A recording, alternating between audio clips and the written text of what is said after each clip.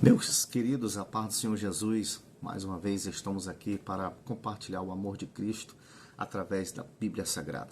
Você que é portador de uma Bíblia Sagrada, abre conosco o livro de Marcos, capítulo de número 4 e o versículo de número 35, que diz assim: E naquele dia, sendo já tarde, disse-lhes: Passemos para outra margem. E eles, deixando a multidão, o levaram consigo, assim como estava no barco, e havia também com ele outros barquinhos. Levantou-se um grande temporal de vento, e subiam as ondas por cima do barco, de maneira que já se enchiam de água. E ele estava na popa, dormindo sobre uma almofada, que era Jesus, e despertaram-nos, dizendo: Mestre, não te importa que pereçamos? E ele, despertando, repreendeu o vento e disse ao mar: Cala-te e aquieta-te. E o vento se aquietou e houve grande bonança. E disse-lhes: Por que sois tão tímidos? Ainda não tendes fé?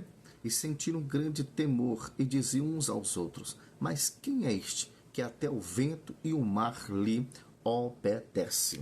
Olhando esta palavra nesta hora, neste momento, não sei qual é a hora que você está vendo este vídeo, eu quero desde já agradecer você que está nos ouvindo, nos vendo através deste vídeo.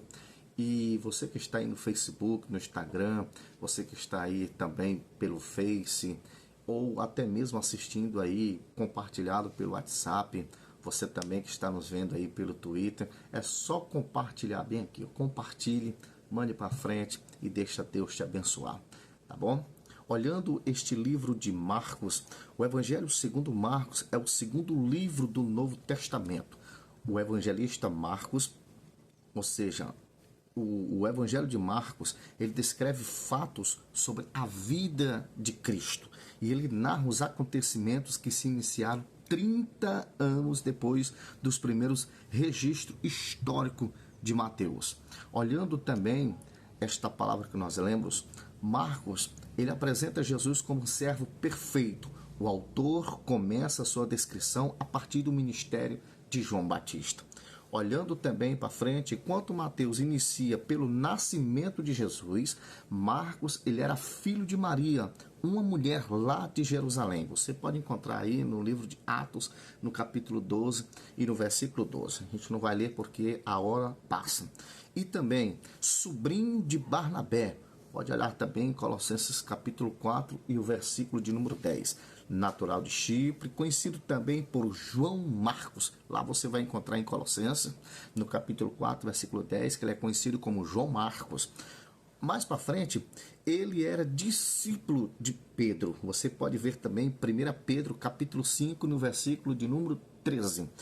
Mais para frente, quando Pedro saiu da prisão, foi para a casa de Marcos, Atos 12, 12. Daí todo mundo sabe de cor e salteado. Admite-se de que Marcos foi aquela personagem que a noite em que Jesus foi traído fugiu, diz a história, que ele fugiu nu. Não é que saiu nu totalmente, né? Mas saiu nu. Lá em Marcos capítulo 14, versículo 51 até o versículo 52 você vai entender essa história. Mais para frente, ele não fazia parte do colégio apostólico. Este livro de Marcos é o próprio Marcos que escreve este evangelho, que tem o seu nome no ano 62 já depois de Cristo. Paulo esteve em Roma e escreveu epístolas aos Colossenses, fazendo referência a Marcos que estavam com ele. Lá também, quando a gente vai saber que ele era sobrinho de Barnabé, Colossenses capítulo 4, versículo 10, Paulo chama-o de seu auxiliar. Marcos, nessa época, não era mais aquele jovem fraco que na primeira viagem missionária de Paulo, em Atos capítulo 3, versículos 5 até o versículo 14, se não me falha a memória, você vai ler, você vai entender. Desistira, ou seja, quando ele chegou a desistir, viu que a viagem missionária não era aquela coisa que todo mundo pensava, como hoje fazem, né? Viagem missionária hoje está tão complicada, irmãos, para fazer. Eu falo assim, porque hoje estão fazendo missão como se fosse algo turístico, e não é turístico, é algo divino, a qual Deus nos deu a ordem: ide por todo mundo e pregai o meu evangelho.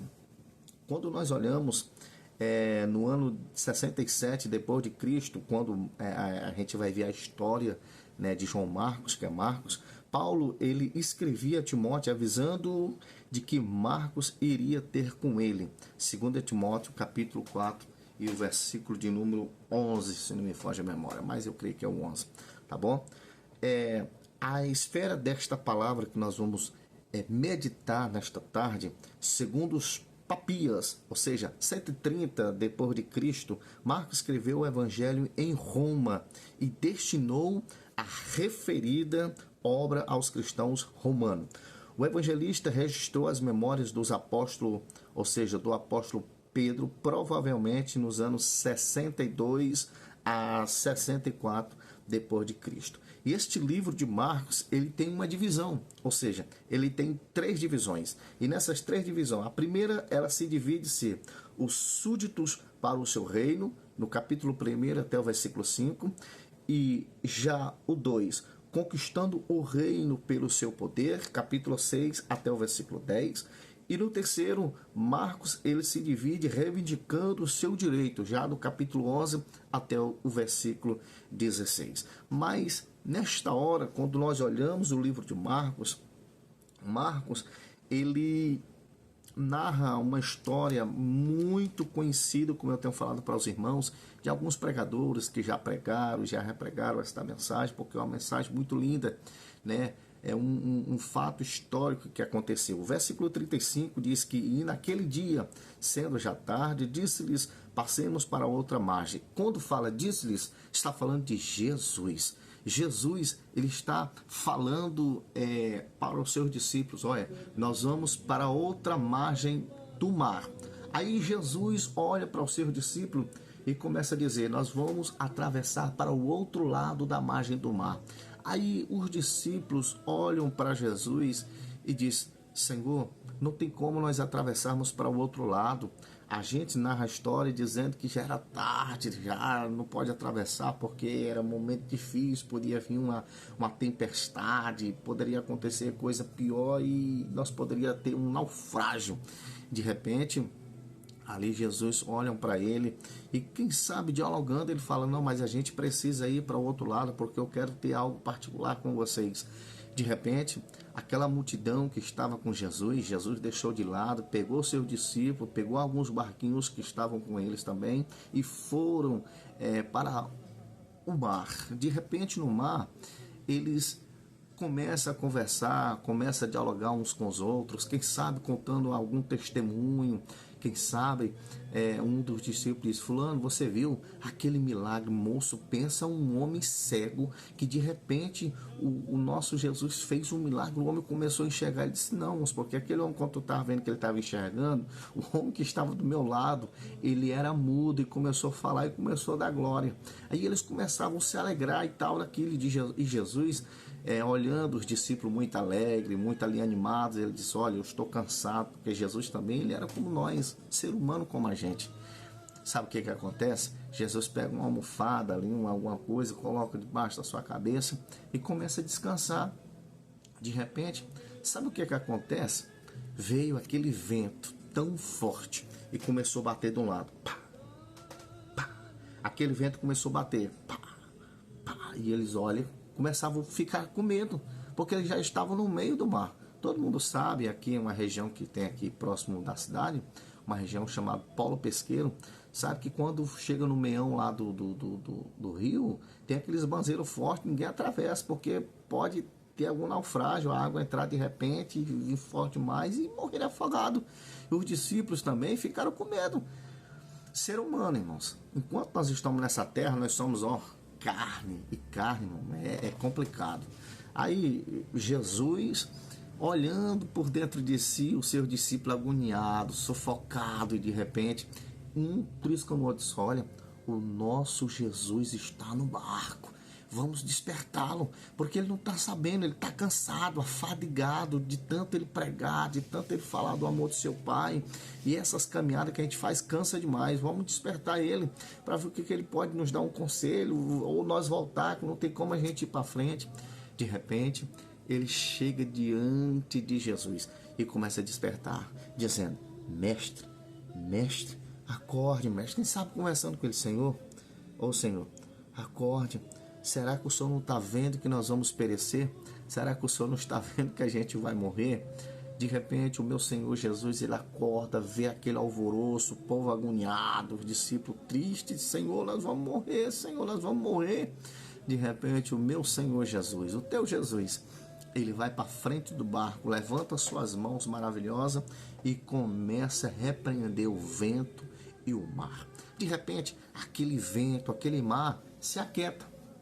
Quando aquele vento e o mar se aquietam, os discípulos, em vez de glorificar a Deus, ficar honrado com aquilo, eles olham uns para os outros e começam a dizer: mas quem é este que até o vento e o mar lhe obedecem? Coisa estranha, né, irmãos?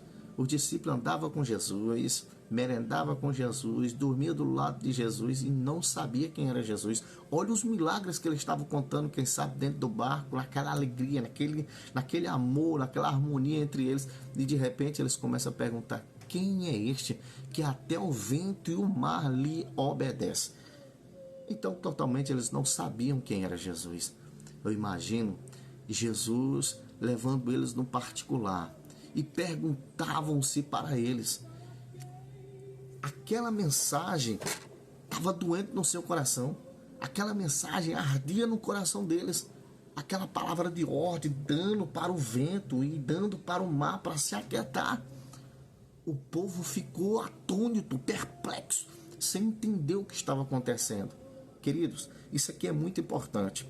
Quando nós olhamos aqui o texto, e naquele dia, aqui nós já estamos vendo o contexto, e naquele dia, ou seja, quando nós fala que a parte B diz assim: e passemos para outra margem do mar.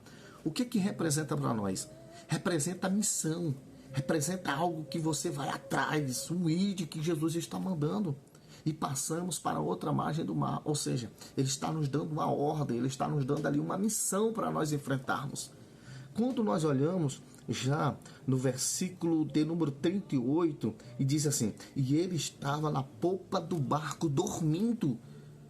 Queridos, isso aqui é muito sério.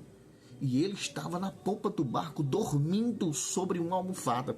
Quando nós olhamos daqui, eu não entendo muito do grego, mas eu pesquisei, por isso que eu estou dizendo isso aqui para vocês. O versículo 38, quando ele dizia: ele estava na popa dormindo. Essa palavra dormindo no grego significa silêncio. É muito triste, irmãos. O povo agoniado, o povo sufocado, e Jesus, dormindo, tranquilo. Quem é esse que consegue dormir, irmãos, quando está pegando fogo em tudo? Mas Jesus estava olhando para os seus discípulos dentro de si. A Bíblia fala, como eu tenho dito na semana passada, no Salmo de número 139, e o versículo 1, o salmista Davi, em suas orações, ele fala: Senhor, tu me sondas e me conheces. Antes que haja uma palavra na minha boca, Senhor, tu já sabe. Ou seja, o Senhor sabe de todas as coisas, irmãos. O Senhor sabe que aquilo dali ia acontecer. Aí, quando nós olhamos aqui, a palavra dormindo no grego significa silêncio. Jesus estava em silêncio para ver quem ia despertar Jesus. Tem hora que Jesus ele fica em silêncio para ver o que você vai fazer. Deus ele não gosta que ninguém chame ele para barganha. Deus gosta quando você chame ele para guerra. Agora, para brigar com ele, não. Agora, para barganhar, para você chamar, ou seja, para você chamar ele, para vocês dois ir para a guerra, ele está junto. Jesus é companheiro, Jesus é amigo, Jesus é incomparável, Jesus ele é tudo, irmão. Mas ele só depende de você. Tem aquele velho ditado: ninguém sabe o que calado quer, né, irmãos? Aí o que acontece? Quando nós olhamos aqui mais para frente, no versículo 39, e ele despertando. Quando eu peguei essa palavra despertando no grego, significa que ele vai agir. Ou seja, essa palavra despertando significa ele vai agir.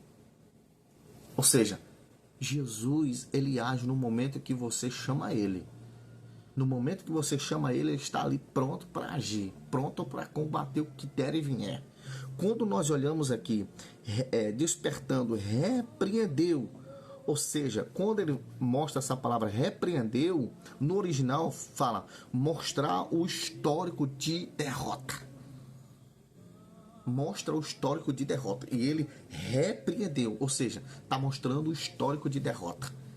Quando nós olhamos mais para frente aqui, o versículo 40, ou seja, no versículo 39, venha-te, disse ao mar, cala-te e aquieta-te. E o vento se aquietou e houve grande bonança. Tá vendo que alegria? Tá vendo que amor? Essa palavra repreendeu, no grego, significa epitmal. Epitmal. Quando nós olhamos já o versículo 41, que é o último versículo, e sentiram um grande temor e diziam uns aos outros, mas quem é este que até o vento e o mar lhe obedecem? Os discípulos ficaram perplexos, os discípulos ficaram atônitos olhando, mas quem é este que até o vento e o mar lhe obedece? Quem é este homem? Pelo amor de Deus! Jesus já tinha conversado com ele, Jesus já tinha feito milagres. O primeiro milagre foi no Caná da Galileia. Eles viram o milagre da montanha, que Jesus alimentou aquela multidão de pessoas com apenas 5 pães e 2 peixinhos. O povo viu aquela reunião conversando com os discípulos, dizendo, ei, o que o povo estão falando a respeito de mim lá fora? Não foi isso que Jesus falou? Aqui o versículo. Aqui, ó, que Jesus fez uma reunião com seus discípulos e disse, o que o povo estão dizendo a respeito de mim lá fora? Aí os discípulos disseram, Senhor, estão dizendo que tu é isso e é aquilo. E eles conversando. Disse, não, Senhor. Aí o Senhor começa a dizer, o que o povo estão falando a respeito de mim lá fora? Lá fora, o que o povo estão dizendo a respeito de mim? E eles começavam a dizer essa palavra aqui, ó. Olha aqui. E chegando-lhe às partes da Cesareia de Filipe, interrogou os seus discípulos, dizendo, o que dizem ser o homem, ser o filho, ou seja, dizendo, quem diz ao homem ser o filho do homem? Ou seja, o que o povo está dizendo a respeito de mim, enquanto eu estou aqui na terra, lá fora, o povo lá fora, não é vocês, o povo lá fora. E eles começavam a dizer, e eles disseram, uns, João Batista, outros, Elias, outros disseram, Senhor, estão dizendo que tu és João Batista, a tua palavra é forte, a tua palavra é pesada. Outros estão dizendo, Senhor, que tu és Elias, o profeta de fogo. E outros, Jeremias, Senhor, a tua palavra é muito de lamentação, o Senhor chora na sua mensagem. E outro, uns dos profetas, eles não sabiam quem era Jesus. Está aqui, Mateus capítulo 16 e o versículo 13 em diante. Aí o versículo de número 14 que nós lemos agora, o versículo 15. E disse-lhe ele, e vós, vamos deixar o povo lá fora, agora eu quero ver vocês aqui dentro. O que o povo estão dizendo a respeito de mim? Vocês aqui. O que vocês acham quem sou eu? Vocês. O povo lá fora, o povo lá no mundo ainda não sabe quem sou eu, porque eu vou enviar vocês para pregar o evangelho. Agora eu quero saber vocês. Quem vocês dizem que sou eu? Aí os discípulos começam a dizer, Senhor, estão dizendo que tu é isso, e és aquilo, e és aquilo, e és Elias. Não, Senhor, tu és Jeremias. Não, Senhor, tu és aquilo. E Jesus, ele fica triste. Jesus fica abatido, irmão, com os discípulos. Andaram com ele, fizeram de tudo, viu os milagres de Jesus. De repente, Deus lá no céu, olha, disse, não tem jeito, eu vou ajudar o meu filho lá na terra. Aí ele toca em Pedro e diz, Senhor, posso dar uma palavra? Senhor, tu não és Jeremias, tu não és Elias, tu não és João, tu não és nenhum dos profetas, mas eu sei quem tu és. Tu és o Cristo, o Filho do Deus vivo. Está aqui, olha aqui, o versículo de número 16. E Simão Pedro, respondendo, disse, Senhor, tu és o Cristo, o Filho do Deus vivo. Aí Jesus, olhando para o seu discípulo, balançando a cabeça, aí olha para Pedro e começa a dizer, bem-aventurado és tu, Simão Barjonas. Tá vendo? Porque não foi carne e sangue que tu revelou, mas o meu Pai que está lá no céu. Quando nós olhamos aqui o versículo 18, ele dá uma palavra profética para o discípulo e diz, pois também eu te digo que tu és Pedro, e sobre esta pedra eu edificarei a minha igreja, e as portas do inferno não prevalecerão contra ela. Aí, o versículo 19, ele dá ainda mais a palavra forte. E eu te darei as chaves do reino dos céus. E tudo que ligares na terra será ligado no céu. E tudo que desligar na terra será desligado no céu. Tá vendo, irmãos?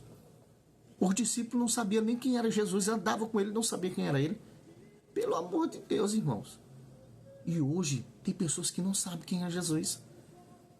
No momento da aflição, no momento do desespero, não clama, não chama Jesus, chama por outro nome, xinga, faz, é um desespero, mas não chama o Cristo, que é o mediador, que é o nosso Salvador, que é o nosso Redentor, que morreu na cruz do Calvário por nós. Eu tenho uma palavra profética para dizer para você. E essa palavra profética eu quero que você receba dentro do teu coração. Jesus, ele te ama. Jesus, ele está esperando a tua voz, ele está esperando o teu clamor, ele está esperando o teu carinho com ele. Ele está te esperando como você teve algo particular com ele, ele quer ter de novo com você. Só depende de você. Jesus, ele morreu na cruz do Calvário para nós termos o livre-arbítrio. Ele morreu na cruz do Calvário para nós termos a nossa decisão. Se fosse como antes, era pior, mas hoje não. Hoje nós estamos vivendo pela graça. A salvação é pela fé. A salvação só depende de você, querido. Então, te entrega mais a Deus. Te afasta deste mundo. Vem para Cristo. Jesus te ama. Eu quero que você guarde essa palavra no teu coração. O versículo que nós lemos aqui do livro de Marcos, aqui no capítulo 4, versículo 35 até o versículo 41, se não me foge a memória, nós lemos bem aqui.